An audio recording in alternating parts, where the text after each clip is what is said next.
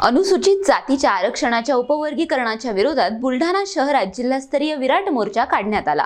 या मोर्चात आनंदराज आंबेडकर, चंद्रकांत हंडोरे, जोगेंद्र कवाडे, दीपक केदारे, आमदार सिद्धार्थ खरात यांच्यासह दलित चळवळीतील प्रमुख नेते आणि हजारो नागरिक सहभागी झाले। अनुसूचित जातीच्या आरक्षणाचे उपवर्गीकरण करण्याचा प्रस्ताव शासनाच्या विचाराधीन असून न्यायमूर्ती आनंद बदर यांच्या अध्यक्षतेखाली समितीचा अहवाल मुख्यमंत्री देवेंद्र फडणवीस यांना सादर करण्यात आला आहे। मात्र हा अहवाल सार्वजनिक न करताच त्यावर सूचना आणि हरकती मागविण्यात आल्याचा आरोप आंदोलकांनी केला। या पार्श्वभूमीवर आरक्षणाची प्रक्रिया तात्काळ थांबवून बदर समितीचा अहवाल सार्वजनिक करण्याची मागणी मोर्चेकऱ्यांनी केली। मोर्चामध्ये अनुसूचित जातीतील 58 जातींचे तरुण तरुणी आणि महिलांचा मोठा सहभाग होता। मागण्या मान्य न झाल्यास आगामी हिवाळी अधिवेशनादरम्यान विधान भवनाला घेराव घालण्यात येईल असा इशारा आनंदराज आंबेडकर यांनी दिला। म्हणजे संपूर्ण जिल्ह्यातून हजारो लोक या ठिकाणी दाखल झाले आहेत, पण एकट्या मेहकर मधून 100 पेक्षा अधिक वाहनातून हजारो नागरिक आले। मेहकर, लोणार, सिंदखेड राजा, देऊळगाव राजा या भागातून 100 नाही 200 ते 300 वाहनं या ठिकाणी आलेले आहेत। हजारोच्या संख्येनं हा जो जनसमुदाय बुलढाणा जिल्ह्यामध्ये पसरलेला आहे तो सरकारला विरोध करण्यासाठी मुख्यमंत्री फडणवीसांनी जो निर्णय घेतलेला आहे त्यांना परावृत्त करण्यासाठी सामाजिक ऐक्याचं दर्शन आज बुलढाणाकरांनी या ठिकाणी घडवलेलं आहे। या निमित्तानं माझी अशी मागणी आहे की आंबेडकरी समाज कोणत्याही एका विशिष्ट जातीच्या विरोधात नाही, किंबहुना मातंग समाजातील अर्ध्याच्या पेक्षा खूप सारी लोक इंटलेक्च्युअल आपल्या सोबत आहेत, परंतु काही राजकीय लाभ घेण्यासाठी असलेले लोक आहेत यांचा बळी पडलेले आहेत, मनुवादी अजेंड्याला बळी पडलेले। मुख्यमंत्री महोदयांना विनंती आहे की एखाद्या समाजाला जर पुढे न्यायचा असेल तर हा पर्याय नाही, जे आहेत त्यांना विपन्न अवस्थेत केलेलं आहे आणि त्यांना पुन्हा फोडायचं काम करून त्यांना पुन्हा तुम्ही संपवतात।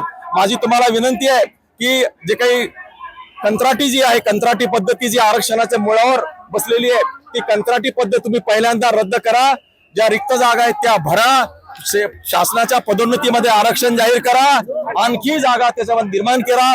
जे महामंडळाला कर्ज दिलेले आहे त्या कर्जामध्ये भरघोस वाढ करा, एका घरामध्ये एक नोकरी एक व्यवसाय तयार करा आणि त्यानंतर वाट बघून मग जर तुम्हाला वाटलं हा अजेंडा राबवा, सामाजिक समतेचा अजेंडा राबवा, सामाजिक समतेचा आर्थिक समतेचा अजेंडा अगोदर राबवा आणि त्यानंतर मग हे जर काही करायचं असेल तर सर्वांना विचारात घेऊन निर्णय घ्या। आमची भूमिका कायमपणानं विधानमंडळामध्ये आणि रस्त्यावरती सरकारच्या विरोधात उभं राहण्याची आहे।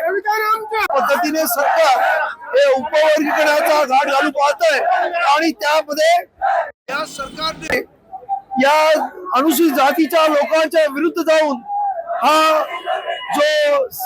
जो येथे जे काही आपलं मोठं कोर्ट आहे त्या कोर्टाच्या वतीनं आमचे हे म्हणतात की सुप्रीम कोर्टाने आदेश दिलाय, पण सुप्रीम कोर्टाने आदेश हा ऐच्छिक दिलेला आहे आणि तो जबरदस्तीने करू नये असं म्हटलेलं आहे, कुठच्याही राजकीय फायद्यासाठी करू नये असं म्हटलेलं आहे।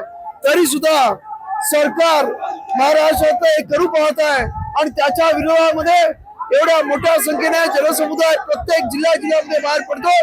तेव्हा माझं मुख्यमंत्र्यांना सांगणं आहे की तुम्ही विधानसभेमध्ये धंदाच खोटं स्टेटमेंट केलं की आम्हाला सुप्रीम कोर्टाने सांगितलंय, सुप्रीम कोर्टाने हे करणं ऐच्छिक ठेवलेलं आहे, परंतु तुम्ही विधानसभेत सुद्धा खोटं बोलताय आणि तुम्ही असा घाट घालताय इथं असणाऱ्या आमदारांना भेट देत नाही। मी स्वतः भेट मुख्यमंत्र्यांनी मागितली, त्यांना भेट द्यायला तयार नाहीत। तुमचा जर अशाच पद्धतीचं वागणं असेल तर रस्त्यावरती आज संपूर्ण अनुसूचित जातीतल्या 58 जाती उतरल्याशिवाय राहणार नाहीत। आणि मग आपण पाहिलं जर लोक रस्त्यावर उतरली तर काय होतं, धर्मेंद्र प्रधानांचा राजीनामा आठवा। त्यामुळं या इथे असणाऱ्या देवेंद्र फडणवीसांचं मला सांगणं आहे की लोकांचा या लोकशाहीमध्ये सर्वात मोठा अधिकार असतो आणि सर्वोच्च त्या देशातील लोक ही सर्वोच्च आहेत लोकशाहीमध्ये आणि त्यामुळं असं कुठच्याही प्रकारचं धोरण अंगीकारू नका, यापेक्षा हे आपल्याला आभारी पडेल असं मी आपल्या चॅनलच्या वतीने सांगतो। धन्यवाद। सर पुढची भूमिका काय असणार आहे? आम्ही तालुक्यामध्ये मोर्चे जिल्ह्याचे झाल्यानंतर तालुक्यात मोर्चे करावे आणि डिसेंबर पर्यंत मोर्चे चालू राहतील आणि त्यानंतर डिसेंबरला हिवाळी अधिवेशनामध्ये विधानसभेला घेराव घालण्यात येईल. धन्यवाद. प्रतिनिधी NTV न्यूज मराठी बुलढाणा.